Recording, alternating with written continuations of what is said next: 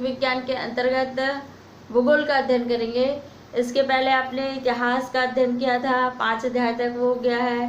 नागरिक शास्त्र में भी लगभग 5 अध्याय तक हो गए हैं और अब भूगोल में खाली आपका 2 अध्याय हुआ है। तो आज हम तीसरा अध्याय अध्ययन करेंगे।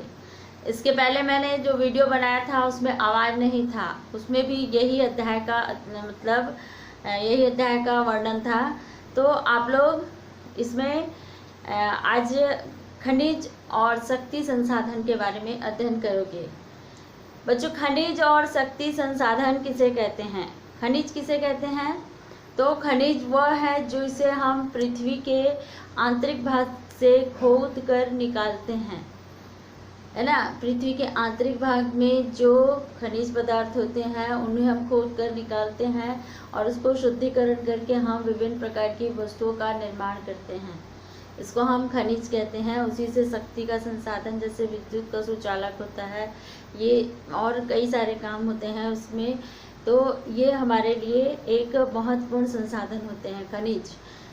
तो इसमें आपके पुस्तक में 2 बच्चों के बीच में जो बातें हो रही है उसके बारे में बताया है कि किकरी और सुकांत 2 बच्चे हैं। जो किकरी जो अपने पैतृक स्थान पर जाने के समय में वो आसपास के क्षेत्रों में जाते हुए देखती है कि वो क्षेत्र बहुत ही काला और धूल भरा है और वहाँ पर पूरा दूर दूर तक का कोई घर नहीं है घर भी तो बहुत दूर में स्थित है और पूरे धूल काले काले धूल उड़ रहे हैं और वो उसको ट्रक में मतलब ट्रक में लोड करवा कर उसे एक जगह से दूसरे जगह लाना ले जाना कर रहे हैं। तो किकरी देखती है और सुकांत से ये पूछती है कि ये इतना बड़ा जो क्षेत्र है वो इतना काला क्यों दिखाई दे रहा है और यहाँ पर इतना धूल क्यों उड़ रहा है?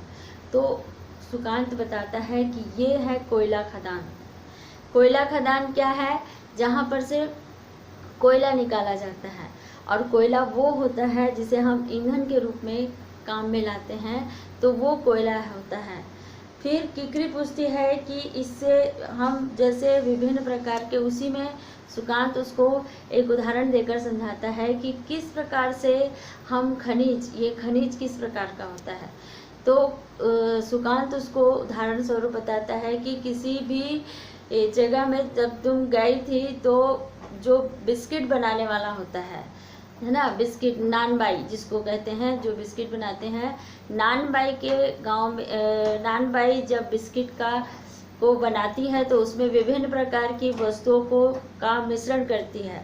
जैसे आटा है, दूध है, मक्खन है, शक्कर है, मेवा है ना। तो ये विभिन्न प्रकार की वस्तुएं उस बिस्किट में मिले हुए होते हैं, किंतु जब हम उस बिस्किट को खाते हैं तो उसमें हमको ये सारी चीज़ें अलग अलग रूप में दिखाई नहीं देती, बल्कि वो पूरा एक मिश्रण होता है। उसी प्रकार से जो हमारे पृथ्वी के धरातल के अंदर में जो खनिज पदार्थ हैं उसका भी उसी प्रकार से मिश्रण होता है कि इसमें विभिन्न प्रकार, क्योंकि पृथ्वी के आंतरिक भाग में बहुत सारे विभिन्न प्रकार के चट्टानें हैं, विभिन्न प्रकार की खनिजें हैं, विभिन्न प्रकार की गैसें हैं।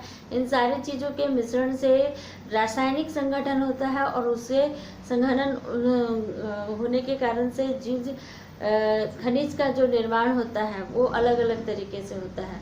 तो इसको हम खनिज के रूप में देखते हैं। तो वो बताती है, उसको जब किकरी को ये बताता है तो किकरी पूछती है कि प्राकृतिक रूप से जो प्राप्त होने वाले पदार्थ जिसका निश्चित रासायनिक संगठन हो वह खनिज कहलाता है। प्राकृतिक रूप से मतलब मनुष्य उसको पाने के लिए किसी प्रकार से वो ताकत नहीं लगाता है, न पैसा लगाता है, बल्कि ये प्रकृति प्रदत्त होता है और प्रकृति के द्वारा हमको ये चीज़ प्राप्त होता है। खनिज सभी स्थानों में एक रूप में निश्चित नहीं होता है। आप भी देखे होंगे कि खनिज हर एक जगह में निश्चित रूप से नहीं पाया जाता। हर एक जगह में भिन्न भिन्न प्रकार की खनिजें पाई जाती हैं और ये किसी भी विशेष क्षेत्र में या फिर शैलों के समूह में पाए जाते हैं। कुछ खनिज ऐसे होते हैं जिसके ऐसे क्षेत्र में पाए जाते हैं मतलब आसानी से यहाँ पर अभिगम्य नहीं होते हैं, जैसे आर्कटिक महासागर और अंटार्कटिक। ये जो दो क्षेत्र है वहाँ पर सामान्य रूप से खनिज पदार्थ नहीं प्राप्त होता है, क्योंकि आप आर्कटिक महासागर के बारे में भी जानते हो और अंटार्कटिक महाद्वीप के बारे में भी जानते हो कि किस प्रकार का ये महासागर है। खनिज विभिन्न प्रकार के यहाँ पर पूर्व वैज्ञानिक परिवेशों से अलग अलग दशाओं में निश्चित रूप से होते हैं। ये जो खनिज होते हैं पूर्व वैज्ञानिक जो परिवेश होते हैं, इसमें अलग अलग प्रकार से होते हैं, एक ही प्रकार का खनिज नहीं पाया जाता है। ये बिना किसी मानवीय हस्तक्षेप में प्राकृतिक रूप से प्राप्त होते हैं, प्राकृतिक रूप से मतलब इसका निर्माण होता है, किसी भी मनुष्य के द्वारा या मनुष्य हस्तक्षेप के द्वारा इसका निर्माण नहीं होता, बल्कि ये प्राकृतिक प्रक्रियाओं द्वारा निर्मित होते हैं। वे अपने भौतिक गुणों जैसे रंग है, घनत्व है और जो इसमें जो कठोरता पाई जाती है, ये रासायनिक गुणों से तथा विलेयता के आधार पर पहचाने जा सकते हैं। इसमें मुख्य रूप से देखेंगे जो भौतिक गुण पाए जाते हैं, जो खनिज में रासायनिक घनत्व पाया जाता है, कठोरता जो पाई जाती है, ये सब प्राकृतिक रूप से उसमें विद्यमान होते हैं। अब देखते हैं हम खनिज किसे कहते हैं। खनिज कितने प्रकार के होते हैं? तो खनिज दो प्रकार के होते हैं, एक होता है धात्विक खनिज और एक होता है अधात्विक खनिज, है ना। धात्विक खनिज और अधात्विक खनिज के बारे में बताया है कि यहाँ पर आपका ये जो दिया है खनिज दो प्रकार के होते हैं, धात्विक खनिज और अधात्विक खनिज होते हैं। पृथ्वी पर 3000 से भी अधिक विभिन्न खनिज पाए जाते हैं। इसे संरचना के आधार पर यहाँ पर देखोगे खनिजों की मुख्यतः दो प्रकार के होते हैं। वैसे तो खनिज बहुत सारे होते हैं, लेकिन इसका जो संगठन होता है वो मुख्य रूप से दो प्रकार से होता है, एक धात्विक रूप से होता है और एक अधात्विक रूप से होता है। धात्विक खनिज किसे कहते हैं देखेंगे। धात्विक खनिज वे धातु कच्चे रूप में होते हैं। जो धात्विक हमको प्राप्त होता है वो कच्चे रूप में प्राप्त होता है। धातुएं कठोर होती हैं और वह ऊष्मा तथा विद्युत का सुचालक होता है। जो धात्विक का सबसे बड़ा गुण होता है कि वो कठोर होता है। जब हम उसको कच्चे रूप में प्राप्त करते हैं तो बहुत ज़्यादा कठोर रूप में होता है। उसमें ऊष्मा तथा विद्युत का सुचालक पाया जाता है। ये जो धात्विक खनिज पाया जाता है वह विद्युत और ऊष्मा का सुचालक होता है। ये सबसे बड़ी विशेषता होती है उसमें।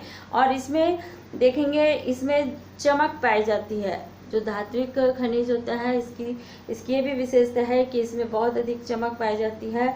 लौह अयस्क, बॉक्साइट, मैग्नीज अयस्क इसके प्रमुख उदाहरण हैं। जो धात्विक है इसको अंडरलाइन करेंगे आप लोग कि खनिज धातु कच्चे रूप में होते हैं। जो धात्विक खनिज होते हैं वो कच्चे रूप में प्राप्त होते हैं। वह विद्युत और ऊष्मा के सुचालक होते हैं। इसमें चमक बहुत अधिक होती है। और ये विशेष करके देखोगे लौह अयस्क होते हैं, बॉक्साइट होते हैं, मैग्नीशियम होते हैं, ये विभिन्न प्रकार के अयस्क होते हैं। धात्विक खनिज लौह अयस्क अर्थात हो सकते हैं। आप देखेंगे लोहा खनिज जैसे लौह अयस्क, मैग्नीशियम और क्रोमाइट में लोहा भी पाया जाता है। अब जो अलौह होते हैं, लौह में खनिज में लोहा नहीं होता है। इसमें भी देखेंगे धात्विक में भी दो प्रकार के होते हैं, लौह होते हैं और एक अलौह होते हैं। ये लौह की जो विशेषता है, धात्विक खनिज में जो लौह की विशेषता होती है वो क्या है, खनिज जैसे लौह अयस्क होते हैं, मैग्नीशियम होता है, क्रोमाइट में लोहा पाया जाता है। और उसी प्रकार से अलौह में खनिज में लोहा नहीं होता। जो अलौह तत्व होते हैं उसमें खनिज जो कच्चे रूप में हमको प्राप्त होता है उसमें लोहा की मात्रा नहीं पाई जाती है। किंतु कुछ अन्य धातुएं होती हैं, जैसे देखेंगे इसमें सोना हुआ, तांबा हुआ, है ना, चांदी है, तो ये सारी चीज़ें, सीसा है, ये अलौह तत्व होते हैं। अब देखते हैं इसमें अधात्विक तत्व किस प्रकार के होते हैं। अधात्विक में खनिजों में धातुएं नहीं पाई जाती हैं। ये जो अधात्विक तत्व होते हैं, अधात्विक खनिजें होते हैं, इसमें धातुओं की मात्रा नहीं पाई जाती है। इसमें देखेंगे खास करके चूना पत्थर है, अभ्रक है एवं जिप्सम, इन खनिजों का प्रमुख उदाहरण होता है। इसमें देखेंगे धात्विक खनिज में खनिज पदार्थ पाया जाता है, लेकिन अधात्विक में खनिज पदार्थ नहीं पाया जाता। और इसमें प्रमुख रूप से देखेंगे चूना पत्थर है, अब्रक है, जिप्सम है, ये अधात्विक खनिज के उदाहरण होते हैं। खनिज ईंधन जैसे कोयला है, प्राकृतिक गैस है, पेट्रोलियम है, ये इसका अधात्विक खनिज के अंतर्गत आता है। खनिज को खनन, प्रबोधन एवं अखनन द्वारा निष्कर्षित किया जाता है।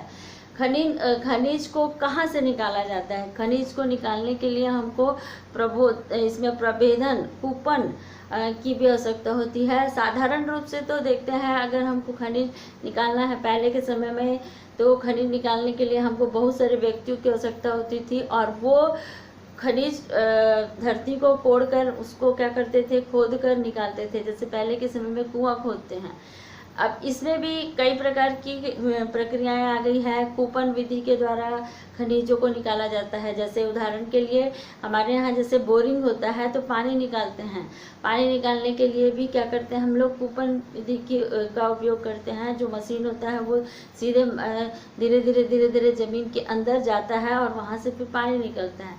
उसी प्रकार से इसमें भी देखेंगे पृथ्वी की सतह के अंदर यहाँ पर दबी शैलें, जो खनिज को बाहर निकालने के लिए प्रक्रियाएं जो होती है उसको हम खनन कहते हैं।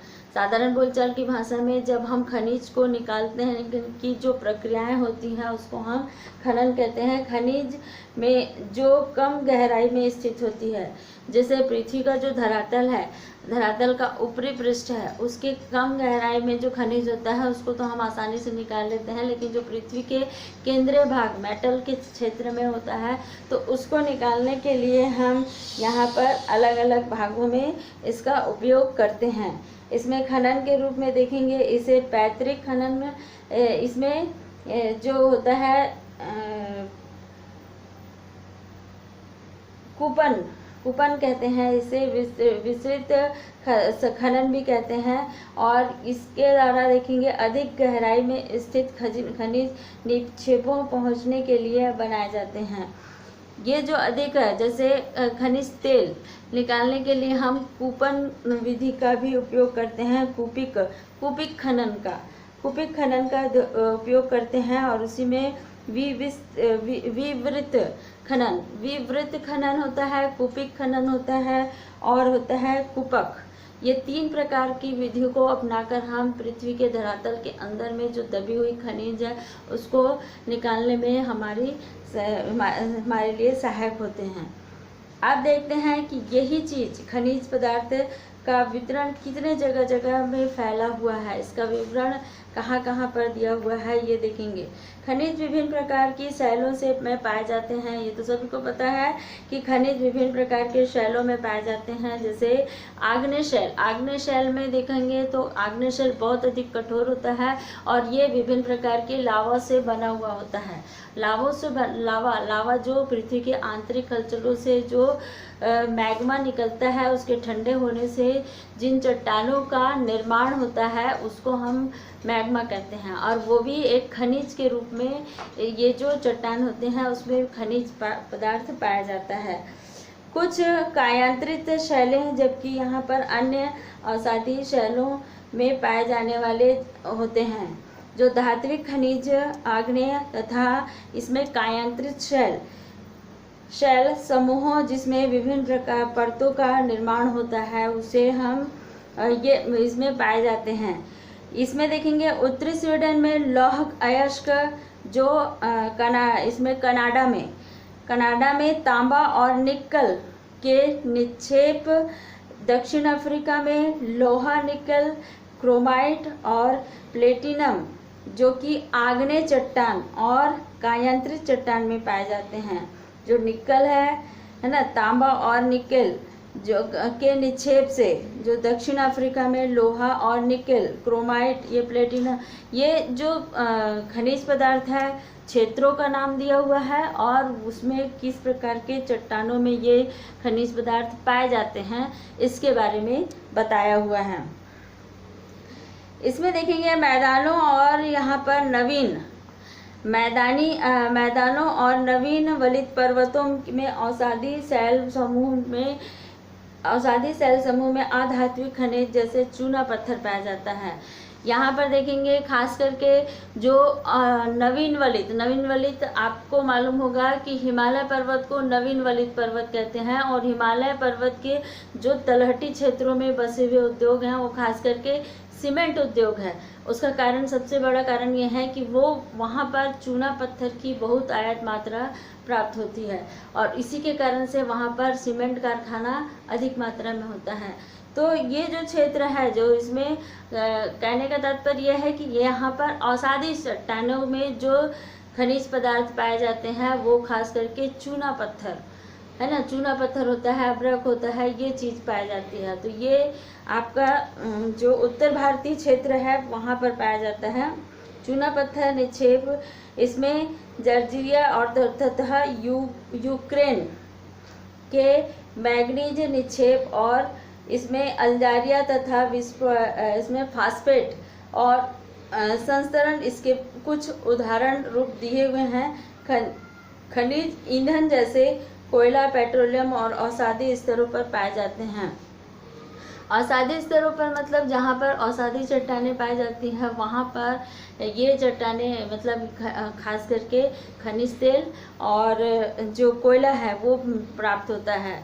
तो ये आज हम लोग यहाँ ये खनिज का जो कितने प्रकार के होते हैं और खनिज में कहाँ क्या क्या चीज़ों से खनिज बनता है, कहाँ कहाँ पर पाए जाते हैं, कौन कौन से चट्टानों से कौन कौन से खनिज बनते हैं और ये किस प्रकार से बनते हैं, ये चीज़ के बारे में हम लोगों ने इस पाठ में भाग 1 में अध्ययन किया। इसके बाद आपका भाग 2 में अध्ययन करोगे आप।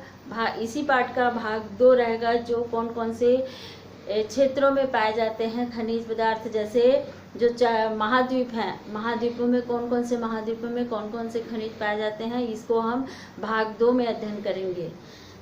और इस पाठ को आप बारीकी से अध्ययन करके इसका क्वेश्चन आंसर आप छोटा छोटा प्रश्न उत्तर निकालोगे। ठीक है, थैंक यू।